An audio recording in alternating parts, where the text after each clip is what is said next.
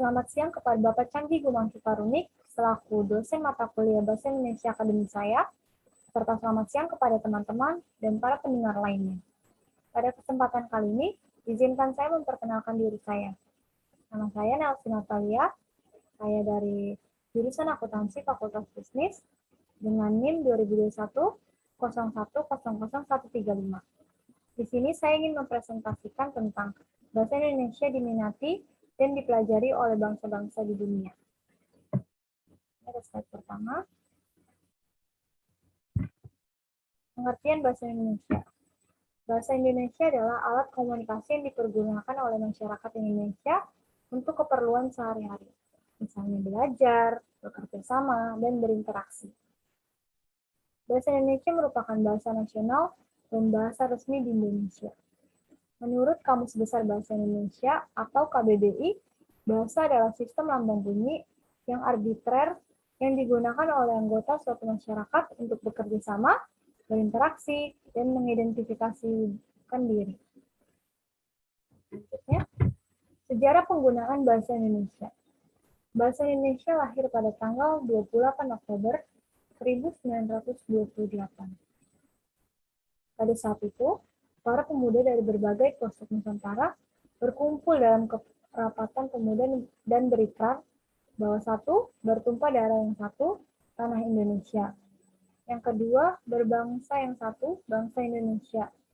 Dan yang ketiga, menjunjung bahasa persatuan bahasa Indonesia. Ikrar para pemuda ini dikenal dengan nama Sumpah Pemuda. Unsur yang ketiga dari Sumpah Pemuda merupakan pernyataan tekad bahwa bahasa Indonesia merupakan bahasa persatuan bangsa Indonesia. Pada tahun 1928, itulah bahasa Indonesia dikukuhkan kedudukannya sebagai bahasa nasional. Bahasa Indonesia dinyatakan kedudukannya sebagai bahasa negara pada tanggal 18 Agustus 1945. Karena pada saat itu, Undang-Undang Dasar 1945 disahkan sebagai Undang-Undang Dasar Negara Republik Indonesia. Dalam Undang-Undang Dasar 1945 disebutkan bahwa bahasa negara ialah bahasa Indonesia. Keputusan Kongres Bahasa Indonesia II tahun 1954 di Medan, antara lain, menyatakan bahwa bahasa Indonesia berasal dari bahasa Melayu. Bahasa Indonesia tumbuh dan berkembang dari bahasa Melayu yang sejak zaman dahulu sudah dipergunakan sebagai bahasa perhubungan bukan hanya di Kepulauan Nusantara, melainkan juga hampir di seluruh Asia Tenggara. Penggunaan bahasa Indonesia di seluruh dunia. Saat ini, bahasa Indonesia juga dipelajari lebih dari 45 negara di dunia. Beberapa di antaranya adalah 1. Australia. Di Australia, bahasa Indonesia merupakan bahasa paling populer keempat. Ada sekitar 500 sekolah pada tingkat pendidikan dasar yang mengajarkan bahasa Indonesia di sana. 187 di antaranya berada di Australia Barat. Dan yang kedua ada Mesir. Mesir tercatat sebagai negara yang paling utama mengembangkan bahasa Indonesia. Di negara yang paling utama mengakui kemerdekaan dan kedaulatan Indonesia itu, baru saja dibangun Pusat Studi Indonesia. Pusat studi ini ada di Suez Channel University dan merupakan langkah awal untuk lebih mendalami Indonesia dari semua aspek, baik mencakup ideologi, politik, sosial, dan budaya, ekonomi, dan pertahanan keamanannya. Selanjutnya ada di Vietnam.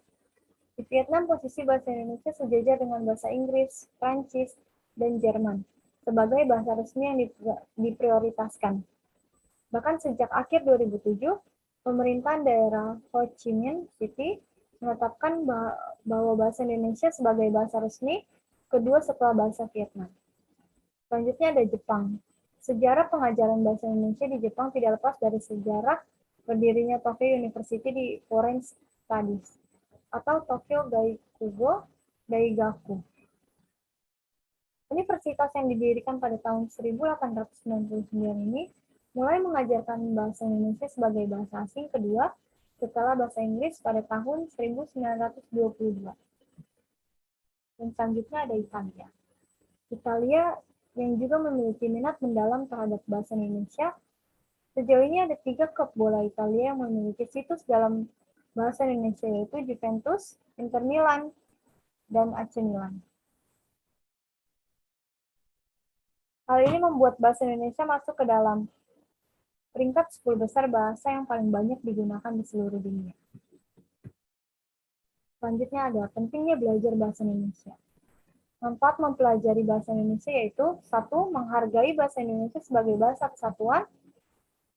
Yang kedua, mempelajari bahasa Indonesia akan memudahkan dalam berkomunikasi dengan orang yang berbeda suku, serta dapat menambah wawasan juga. Dan yang ketiga, belajar mengetahui penggunaan tanda baca, puisi, dan yang lain-lain. Dan yang terakhir, dengan mempelajari bahasa, seseorang dapat menyampaikan ide, pikiran, perasaan kepada orang lain, baik secara lisan maupun tulisan.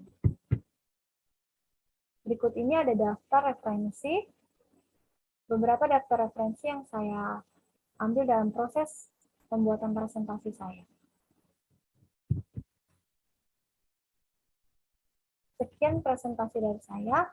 Mohon maaf bila ada salah kata. Terima kasih atas perhatiannya.